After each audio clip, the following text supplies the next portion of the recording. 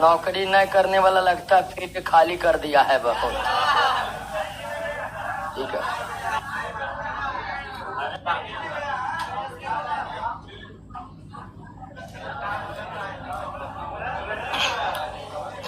चलिए दोस्तों, सरकार बदल गया है, अब सुनते हैं बहाली ही बहाली होने वाला है।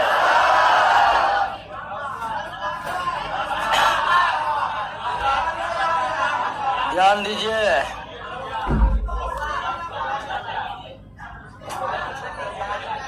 लेकिन बहाली आइए जाएगा तो क्या होगा, तैयारी पूरा रहेगा था ना। और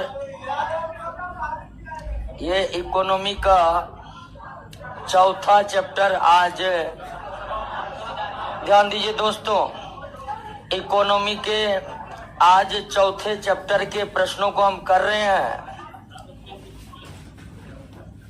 और क्या हुआ,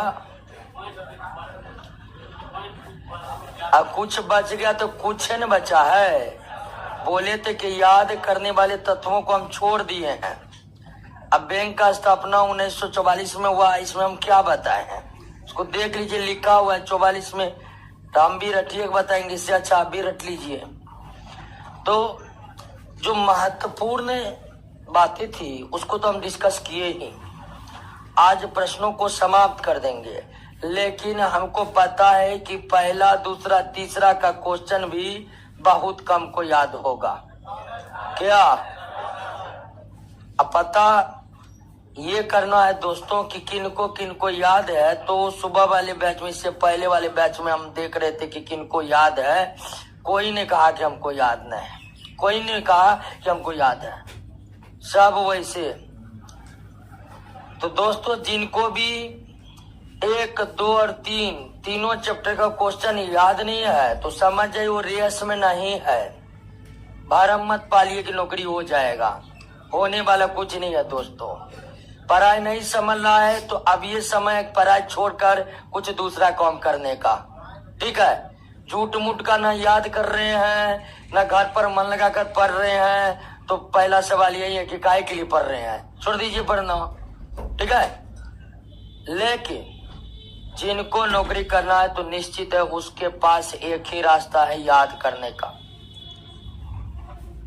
और पटना के इतिहास में जितना सिलेबस को हम इजी किए हैं, ठीक है, शायद ही कोई ने किया है। कोई भी किया है तो हमको पता नहीं उसके बारे में। ठीक है, लेकिन इतना इजी सिलेबस नहीं हो सकता है कि हर एक चीज डिस्कस करके आपको बताएं और फिर उस पर आधारित सारे प्रश्नों को आपको क्लास में करवाए। क्या इससे आसान और सिलेबस हो सकता है? नहीं हो सकता है। और आसान इसलिए करें कि आपके पास केवल एक काम है कि प्रश्नों को बार बार रिवाइज करना, और कोई काम नहीं है। लेकिन रिवाइज तो करना आपको है, घर पर पढ़ना आपको है। ये नोट लेकर कोचिंग लेफ्ट राइट हम कोचिंग जा रहे हैं, इससे रिजल्ट होने वाला नहीं है दोस्तों। ठीक है, नोट खरीद लिए, बैग खरीद लिए, ठीक है, बढ़िया बढ़िया कपड़ा खरीद लिए और कोचिंग लेफ्ट राइट कर रहे हैं, इससे नौकरी नहीं होने वाला है दोस्तों। नौकरी तब होगा जब आप कोचिंग में करवाए गए हर एक प्रश्नों के उत्तर को न सिर्फ याद करें बल्कि उसके उत्तर को हमेशा होंठ पर रखें, तब जाकर आपको नौकरी होगा। और यह बात इसलिए कर रहे हैं दोस्तों, कंपटीशन बहुत टाइट हो गया है।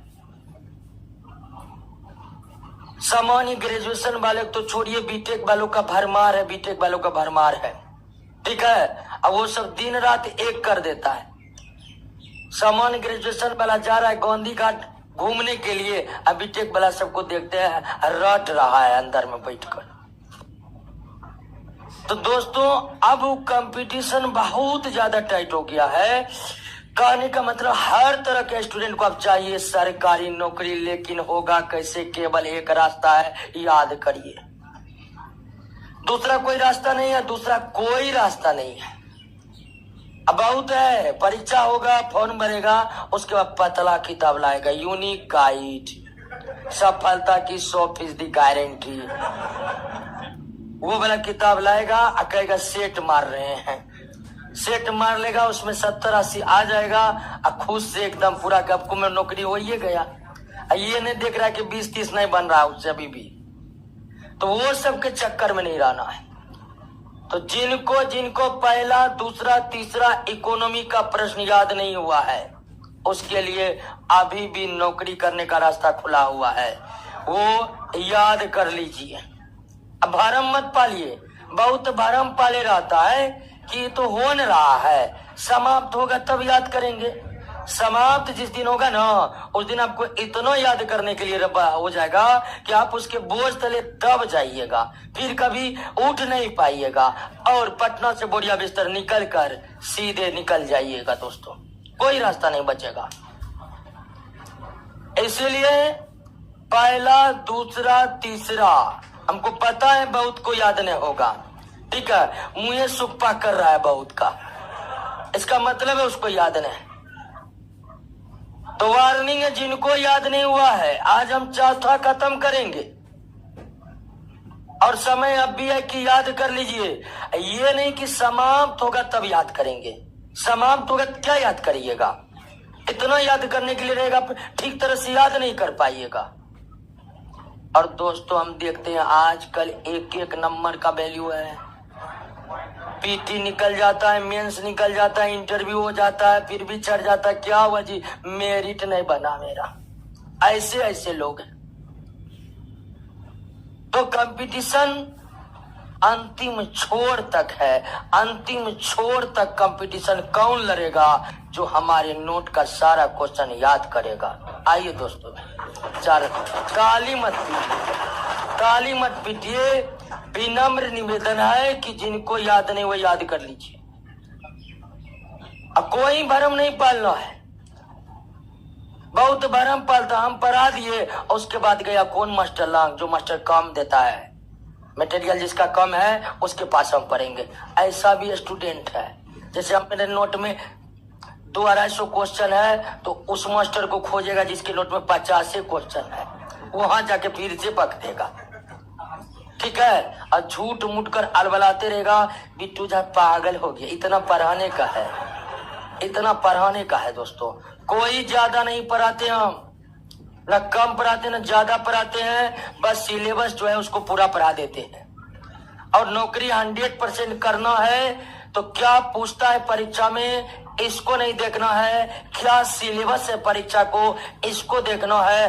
पूरा सिलेबस क्लियर रहेगा, जो पूछेगा बोर्ड उसी का जवाब दे देना है, पूरा जवाब दे देना है। फिर दोस्तों आपके पास टॉप करने के अलावा कोई विकल्प नहीं रहेगा, ठीक है।